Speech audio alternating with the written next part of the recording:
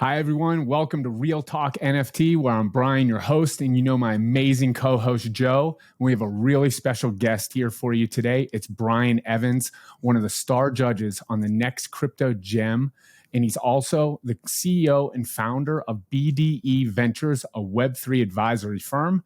Brian, pleasure to have you here. Thanks for joining us. How you doing? Hey, guys. Yeah, great to be here. No, just excited about all the stuff going on in the TV show. So yeah, thanks for having me. Awesome. Well, let's just jump right in there. I'm really curious about the show and everything that you're building. What was your path into the show? And tell us a little bit about like how you got involved in crypto and Web3. Sure. Yeah. So in a previous life, I had a marketing agency. It was on the Inc. 500, and we worked with everyone from A-list actors to, household name video games, things like that, user acquisition, press campaigns. But I got really bored with it, really sick with it. Around 2013, 2014, quit, and just was taking meetings with different people. And at one chance meeting, hadn't even heard of it at the time, but someone came in and said, sell everything you have, buy this thing called Ethereum. And I was like, what is Ethereum? It sounds like a virus. And it was like right after the ICO, and it was about $2.50. It was on one platform at the time in the US. Bought a little bit of it. And I was writing at the time for sites like Forbes and Inc. magazine. And I was looking for content to write about anyways. So I started realizing through my own writing, wait a minute, there's some really serious use cases here of these blockchains that go beyond what Bitcoin was doing. So through my own writing, just convinced myself to buy more and more of it.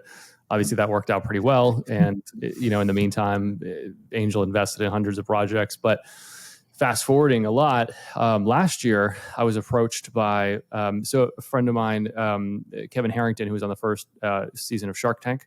It's one of the judges, and Brandon Adams, they worked together, approached me, and they said, it's not for Kevin. He's not really the crypto guy for this, but he had been involved with this company that we were launching a crypto show that they thought at the time was going to be more like a Shark Tank.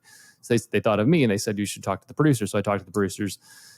In the end, it wasn't really a Shark Tank style show. It was more of this unique spin kind of reality / The Apprentice, which was really even more interesting to me. I didn't really want to be on a Shark Tank style show. I didn't really think that was up my alley, but the entrepreneurial side with more of the Apprentice kind of style was really interesting to me. So at the time, it was just this small production, and didn't really have any idea how it was going to go.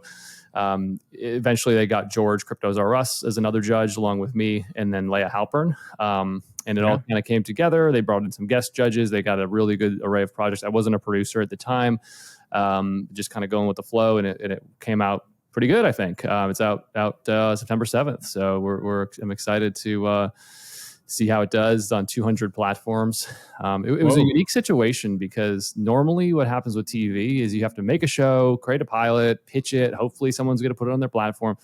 But this group, this billionaire that funded the whole thing, also owns or co-owns a distribution platform. So they already had this pipeline of distribution to reach Amazon and Apple TV and DirecTV, Samsung, all these different platforms that it's going to be on. So that was a very unique situation. And I actually didn't know that was going to happen, but it worked out good because they didn't have to kind of go down the traditional route of, let's pitch it and hopefully somebody picks it up.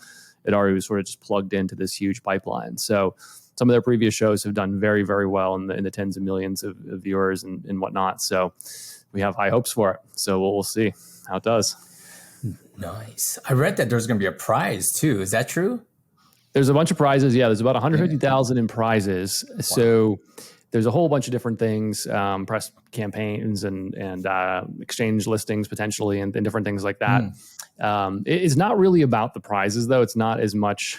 It's more just to be the winner. So these contestants, a real show, by the way, it's a real reality show. They're really competing and really fighting to win this show. They really want to win. They want to be the next crypto gem.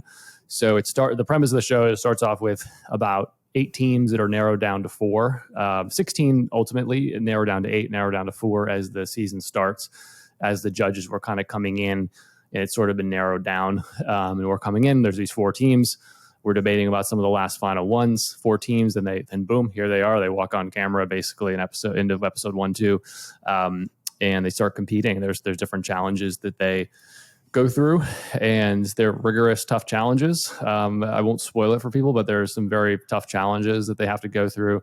And if you think about it, it's not as much as we're in a decentralized world with crypto, it's still, in many cases, many of these projects still have teams, right? So if you're betting on these projects, you're still thinking about it from an entrepreneurial sense of like, who can these guys pull it off? Can these people pull it off?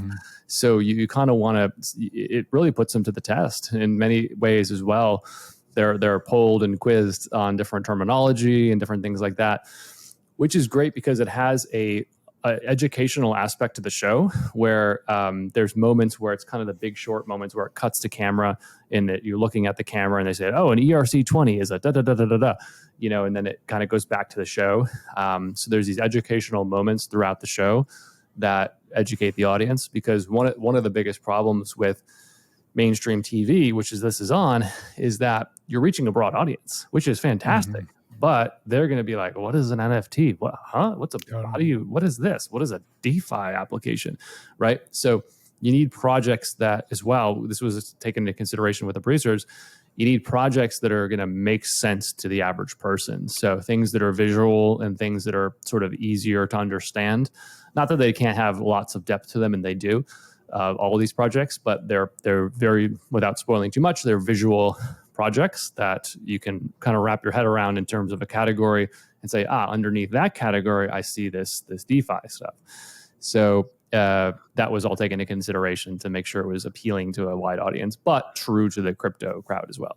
I love how how it's like an educational piece at the end of the day, because this is one of the first. I think this is the first. I know there was one floating around some random network years ago, but this is one of the first, if not the first, like major crypto TV show to be. Well, I think one of the networks is like Amazon, correct? Amazon is on Amazon Prime, Amazon Freevee. Awesome. Amazon Free, they have a great narrative because they just had this jury duty show out a while back that did really well, went very viral. So there's a lot of people looking on that network now. Plus the writer strike's happening right now, so there's not a lot of shows out there. I don't know if you guys noticed as well, but I've been looking on Netflix and different platforms. I'm like, there's nothing new because there's writer strikes going on. So it's a kind of perfect timing in a way. There's not a lot of content out there. People are looking for things to watch, just coming into the sort of fall season, and it has a lot of big platforms out there, and some of them are homepage featured, not Amazon. But some of the other platforms, you're going to see it right at the top for a period of time. It's over 7 weeks too, so it's not just like it just dumps it all out there. It's an episodic show once a week for 7 weeks, and then it'll rerun many times over after that as well. So yeah, it's between all the platforms, and it's also in about 55 countries. So it's 200 platforms, 55 countries, 15 languages. So it's quite widely distributed. So people are going to see this. But yeah, I think it's the first mainstream crypto TV show in terms of these kind of platforms. So there's been a couple of movies and things like that as well, and documentaries, but never a reality show of this kind of mainstream scale. So, and it's already picked up for season 2. So nice. Another yeah. So eventually we'll be putting out, now that I'm sort of involved in co-producing for season 2, there'll be an application process at some point, probably on the Hourglass Twitter, which is the production, the team behind the show, who will put out an application for season 2. And it'll be this one's 6 main episodes and a recap episode, seven episodes. Season 2 will be bigger, longer episodes and more episodes. So it's going to keep going. I guess with this kind of distribution, you can kind of predict what the numbers are going to be like. And, hopefully people like it. I think it's pretty entertaining as well. It's educational and entertaining too. It's reality, right? So there's some definite entertaining moments with known big personalities in the space, as well as these guest stars that are coming in too. They create some dramatic moments that are very interesting. People that are relevant in the media right now, ironically, are on the show, and some very dramatic things happen in the show. So you're going to learn a bit. It's going to be entertaining. It's going to be funny and everything in between. So I'm hoping I can get my wife on board, because she's like a big reality TV show, and I get wrapped in with the best of them. But she hears me talking about all the ERC20, NFT, on-chain, blockchain, all the terms. So I'm excited. That's where the educational element's going to be. So whenever I'm talking to like my normie friends and family, I'm like, hey, you watching the TV show? You should know these terms by now. But that's a lot of fun.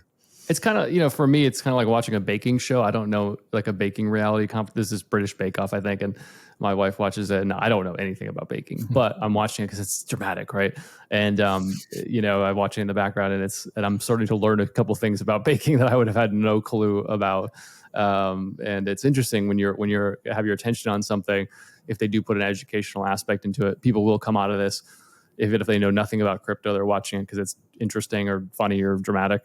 But they end up learning something about crypto, which is kind of the goal in the end. So most of the things I'm doing is it's all about education and bringing awareness to a larger group. So this fit the bill. Yeah, I would probably be that target audience or member that got affected in that way, meaning NBA Top Shot brought me into NFTs, right? And you being the marketing expert, kind of a two-part question here. One is, how are you guys marketing, the show to normies? It'll be hard for them to click the button, right? I imagine the big personalities and bold titles might help.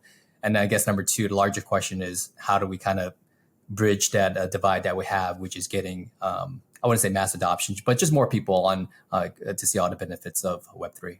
Yeah, the good thing about this show in particular is it has such wide distribution. You're going to have a lot of discovery, which I guess I call it, is people, across these 200 platforms, they're going to be finding it, looking for content, discovering it across Amazon, DirecTV, Samsung, and this is global across many different networks. So there's going to be that aspect of just sort of organic discovery because it's on so many platforms. Then you're going to have your PR campaigns and marketing campaigns that the producers and even some of the contestants are running their own campaigns, and us judges are running different marketing campaigns. We're going to be doing Twitter Spaces and live tweeting and all sorts of different advertising is out there. So it's tough to reach to target a very widespread audience, to reach the crypto. We have a lot of the crypto crowd involved. There's some influential people in crypto involved. So I think the crypto people will see it and be aware that it's happening if they choose to watch it then. But the mainstream crowd is actually the tougher one because you're kind of, that's where the discovery really comes in, or you want people to kind of stumble upon it or hear some recap on Twitter that's happening. George Cryptos R Us, who's got a huge YouTube channel, he's going to be doing some live videos as this comes out. There's other YouTubers as well that are going to be doing some videos around it and live streams and things like that to kind of drive as much awareness as possible to it. And there's different marketing agencies involved. So there's a bunch of things happening. And at the end of the day, it's like you can do as much as possible, and then people just, come for TV. It comes same with movies too. It's like people like it or they don't like it. Hopefully they like it, and then they tell people about it. That's kind of the end goal. Is that's how you reach a really wide audience. Is people just organically like it, and they say you gotta watch this. That word of mouth, in my experience, for something like this, is the best marketing campaign you can have. Even though we have all the other stuff, it's really comes down to that in terms of, okay, do 2 million people see this or 200 million? The 200 million comes when it goes viral because everyone's talking about it. So that's what you hope for. Maybe you land somewhere in the middle, right? Either way, I think it's going to have a very widespread audience. So we're excited for it. And because it's coming out over 7 weeks, basically 6-7 weeks, we have a lot of time in between to kind of do different marketing efforts and campaigns ourselves organically and things like that to, make sure people see different, episodes and put some different trailers out there for each episode. The producers are going to be putting out different kind of teasers and things like that. So I think we have a good shot at reaching a pretty wide audience. Yeah. And I think the category it's into is a great category for this time of year. They considered at one point putting it out in the middle of the summer. I'm actually glad they didn't do that. A lot of people are traveling and there's vacations and we've just come off years of COVID and different things, and people are finally taking their vacations. So it was actually good that we didn't put it out. We were going to put it out early August. It was going to be early July, but finally they said, you know what, let's wait till fall. Just have the best shot at mass distribution and a mass audience. And I think that was a good choice in the end. You said there was 16 teams or 16, I guess, total contestants. How I think you initially said in the conversation that there's a way to do an application. Is that how you selected the first 16 through like an application method, or did you handpick them just from your expertise from BDE and knowledge on Web3? Yeah, the before I actually got involved, they had selected 16 teams, and then eventually us judges got involved in the final selection. But there was kind of an array of teams we had to break down and say, okay, like of these, they basically started as 16 teams. They broke it down to 8, and then the judges broke it down from there to the final 4, which was us. So it was definitely a tough process, and especially being a new show, you didn't have thousands of applications. Probably going to happen now in season 2 because they know the kind of distribution involved. But at the time, no one knew like if it would be distributed. They thought it was maybe just some random YouTube show or something. So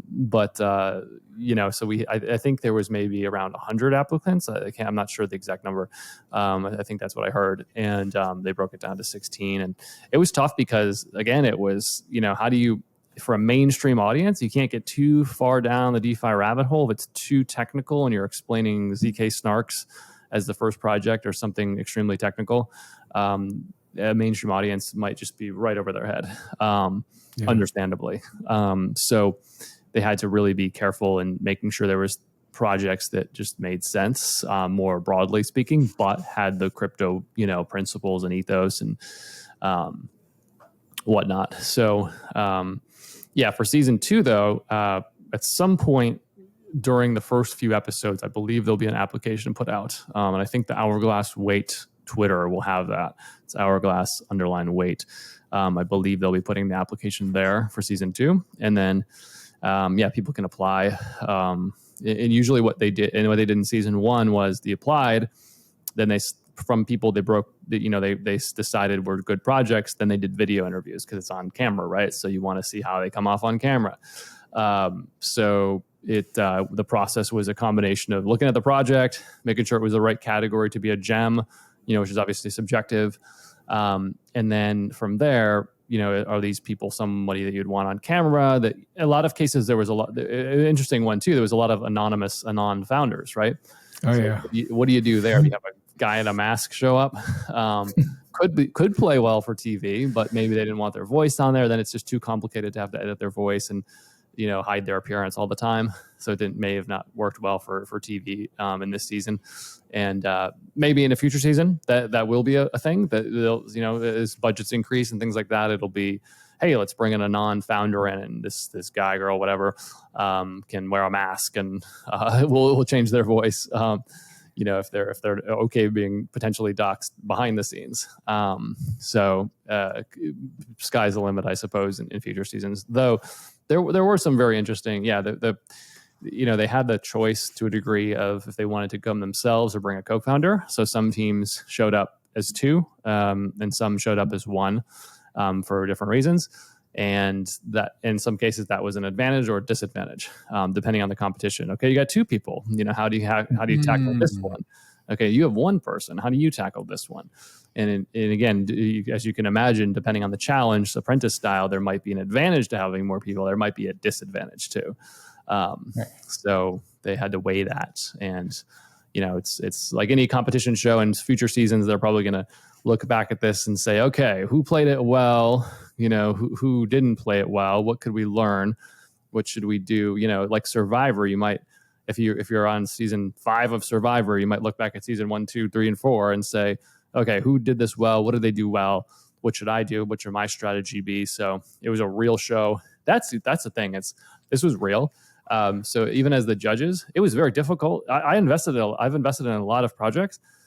Judging people that are standing right in front of you that are like emotionally involved in the show was way more difficult than deciding to invest or not invest into something, because they put their blood, sweat, and tears sort of into the show, and everyone that was on the show took it very seriously. It wasn't a joke. It wasn't let's just YOLO. It was very serious to them, and got very emotional at times.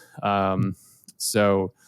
Yeah, it was really tough, and sometimes the margin of who won or lost was very cloudy and difficult to and narrow. So we had split decisions amongst the judges even of who won this episode. Okay, this is the competition.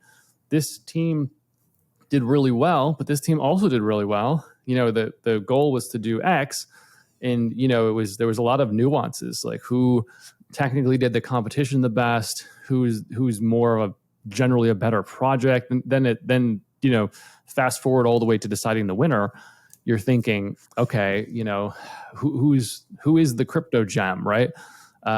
Is it someone that nobody won all the episodes? It was very, very, again, split in every way. So it came back to the judges to really try to make sense in an unbiased as possible way of who won this thing. And it could be interesting because, you'll probably get Reddit threads and such pop up where people are, basically agreeing or disagreeing with who we picked as the winner of different episodes or the entire show. So that'll be interesting to see what the fan theories are of who should have won or who did win, based on what they did. And again, it's some of the competitions were based on their project. So depending on their project, they may have had an easier or harder time with that particular. It'll make more sense when people see what the challenges are, but they may have had an easier or harder time with the challenges, depending on what type of project they had. So this was all a factor in everything. So yeah, it was, and oftentimes we had minutes to decide. It was, okay, judges, go deliberate. And then the producers kind of poking in saying, okay, have you decided? And it's like, then there were some moments where the producers would kind of pop into the judges room and say, okay, well, right after you guys left, we did a revote, and the audience of this challenge thought X, right?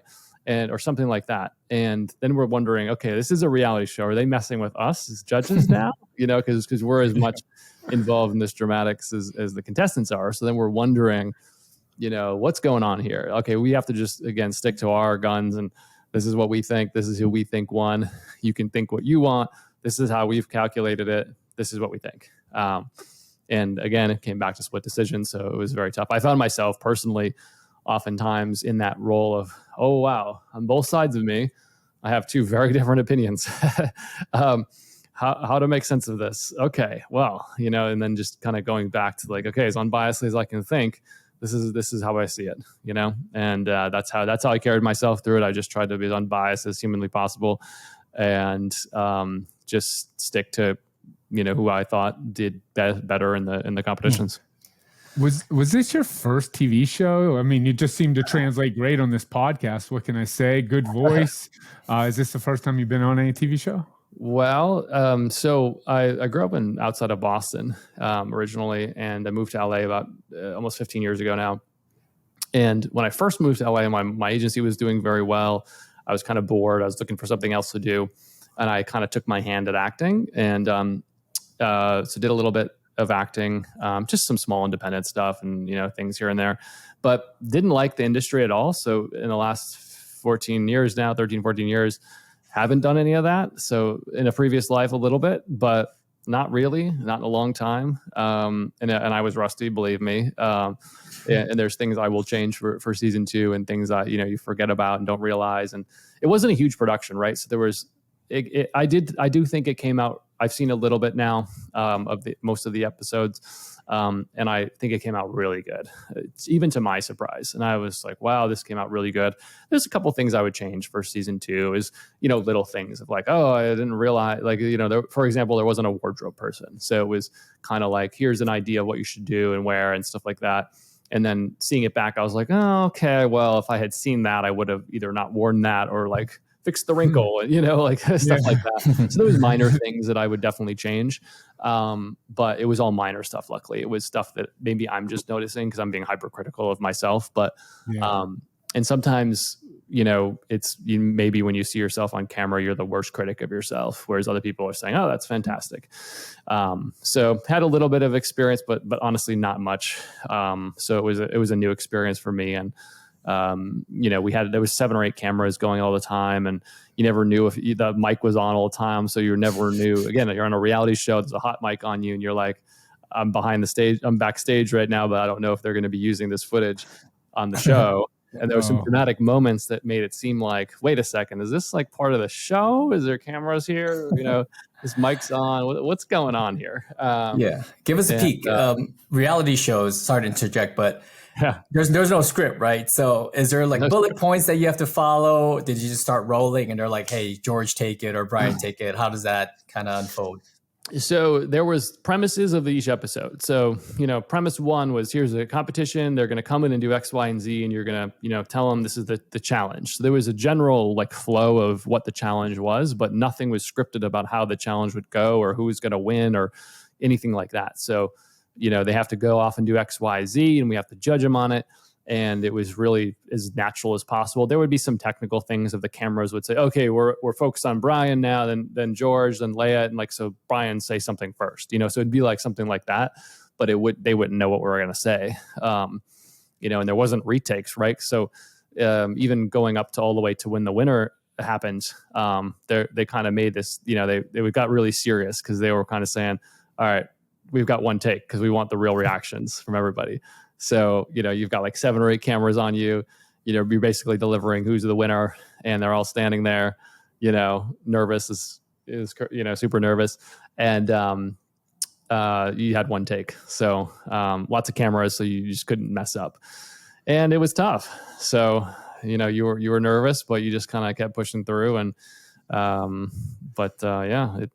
think we did good in the end. Again, some stuff I would change for season 2. Nothing's perfect, but I think we did pretty darn good for kind of you got one take here and no script, and tell us what you think, and hopefully this is also, entertaining and funny at the same time.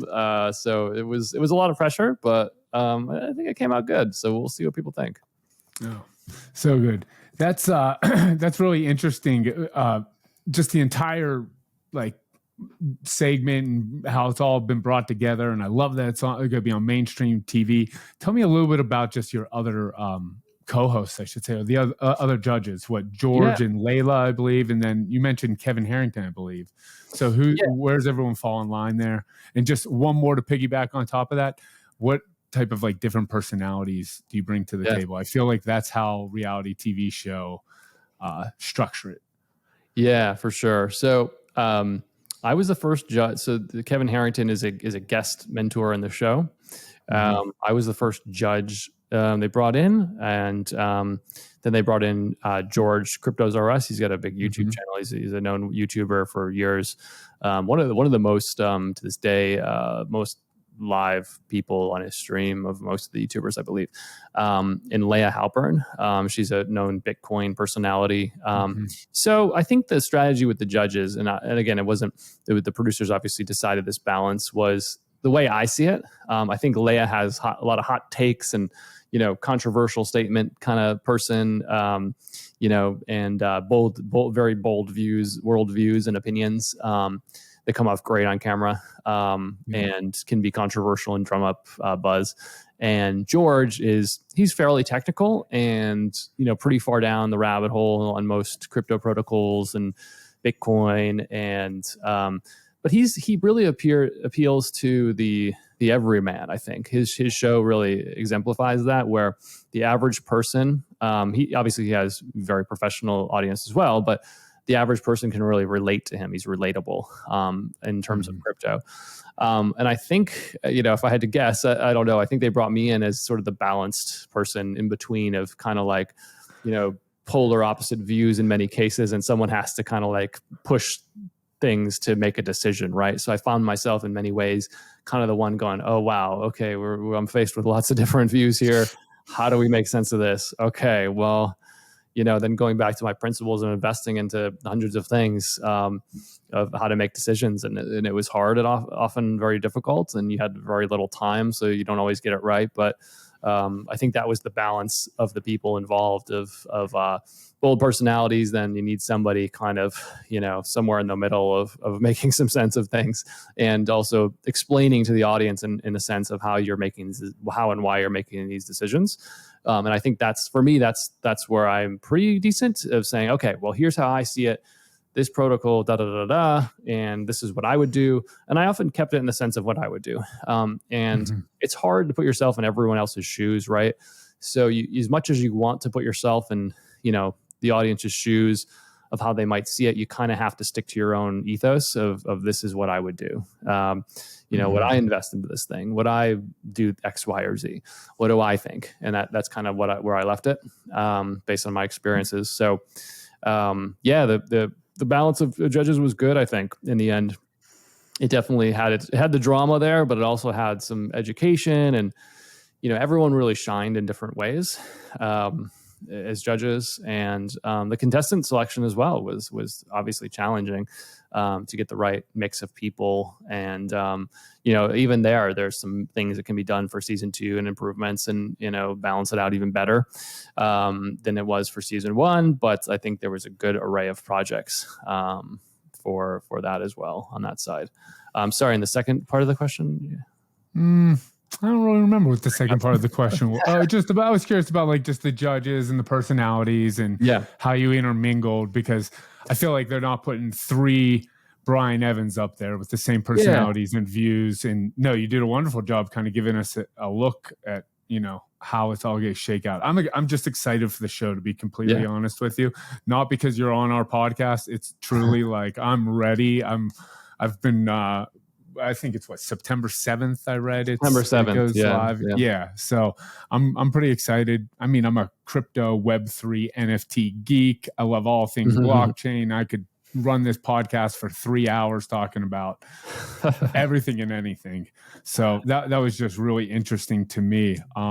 I'm personally very excited to see the show. I'm definitely going to be tuning in. Joe, I'm not sure if you have any other questions for Brian. I know we're coming up close to time, but just personally really excited. Yeah, no. I think the last question I have is, since you've been on the show and you've had a lot of experience here investing into Web3 companies, kind of what's next? What are you most excited about coming to us in Web3? What might be the meta for 2024? Yeah, and I've always been somebody that's really focused on the infrastructure, and going back to Coinbase, they provided a solution. People wanted crypto, they needed a place to buy it. It was relatively easy to use. They provided that solution. We're kind of just getting there with things like NFTs and metaverse tech and other DeFi protocols, where it's still fairly technical, and there's still the rails and the on and off ramps, and the infrastructure is still getting there, right? It's still not easy to the point of the average person off the street can look at it for 5 minutes and figure it out. It takes way longer than that still. The reason I'm focused on even TV, for instance, and video games is another important category for me, because I think it brings ultimately mainstream adoption. So my goal has really just been doing things to bring Web3 to the people, so to speak, of teaching them about it, and I think we need a lot more of that. Crypto and Web3 is still a very small world. It's still a small little echo chamber still. So for the most part, things will definitely change and are changing every day. We're getting good news every day, and different things are happening, but I think we just need more of people going outside and telling people about it. TV shows, video games. I think video games, I'm so bullish about Web3 games, and I think it's going to be a category. I don't think every game's going to move to Web3, but if I had to pick one category besides infrastructure, it'd be video games. Because it just makes so much sense. Vitalik was literally a video game player. Most people don't know this. And rage quit World of Warcraft and then built Ethereum. Guess what? A lot of the concepts from World of Warcraft, a lot of the concepts from video games made it into Ethereum. There's quite literal ones, and there's, smart contracts are framed like game setups where they have sets of rules and things you can do and build upon. Even the tokens themselves and the economies that are built are modeled after game economies. So it just makes so much sense. It's just one of my companies is building a video game. I'm investing into a lot of video games that are going to incorporate, Web3 elements. And look, it's not going to be overnight where everyone's going to be able to connect the wallet and understand what's going on. But over time, you're going to say, hey, you realize your character is an NFT, right? That gold is actually a token. You can do X, Y, and Z. This is a metaverse, by the way. So I'm really excited about video games. But yeah, just anything that is going to reach a large audience is important to me. So yeah. In regard to the whole metaverse and video games, I'm aligned with you 100%. And I have some young kids who just can't get enough of Roblox. Yeah. And my wife's like, what's this Roblox game? And this is recently. And I was like, well, it's essentially a metaverse. I was like, they're like, except it's centralized and everything. But I was like, they get in their characters, they walk around, they talk to each other, they can buy skins and different things using my credit card. And I'm like, this is definitely going to change into a Web3 world and take over. Yeah.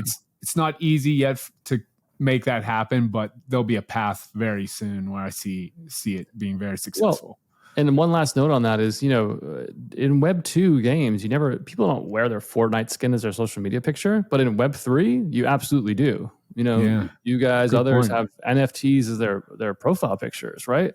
And that makes the network effect so much more viral than ever before in Web 2. So it's like, if the writing isn't on the wall here, we're literally changing our faces to be these NFTs, representing them. If that isn't proof that people want ownership, then I don't know what is. But it's just a lot of the signs are pointing that way. Of this just makes so much sense, and such a big category. So yeah, and I think it's going to take generations to really. Gaming is a huge industry. So the counter argument's always, Web 2 is fine, gaming just how it is, but I don't believe that every single game is going to turn over to Web 3.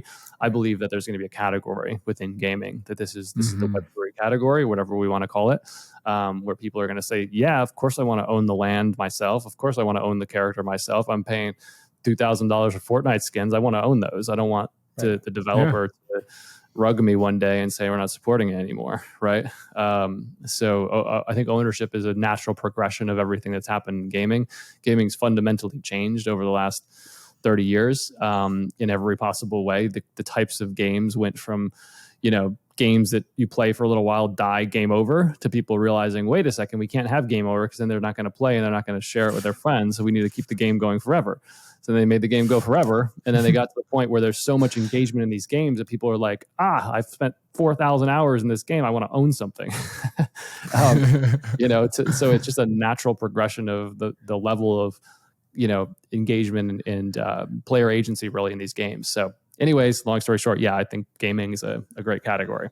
Yeah. I love that outlook. I mean, I think we have a very similar thesis with gaming and NFTs and how that's all going to shake out. I mean, time frame wise, not sure. I think it's coming soon, but we need to help onboard and educate the masses. And this is exactly what the next crypto gem is going to do, hopefully, from a TV show point of view. Everyone's going to be watching these, getting some sort of education behind NFTs, blockchain, crypto.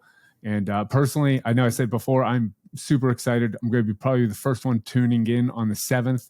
So you at least got me as the viewer. No worry. I won't bug you about any insights or future winners or anything along those lines. I'll watch it like a good boy and handle the breaks I'm supposed to handle. Sounds good.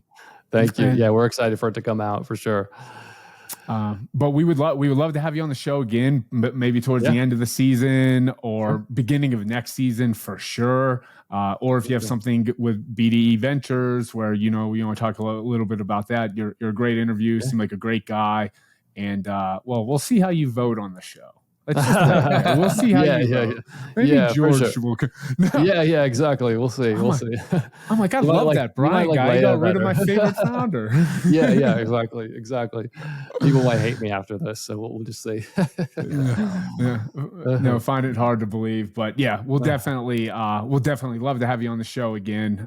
Bring you on Real Talk here. We'll drop the links below for everyone at home so you can find the show. We'll drop Brian's Twitter profile, anything you need to get a hold of him. So I'll be in the description, and we're really happy everyone joined us today. Thank you. Thanks for having me. Yeah, appreciate it.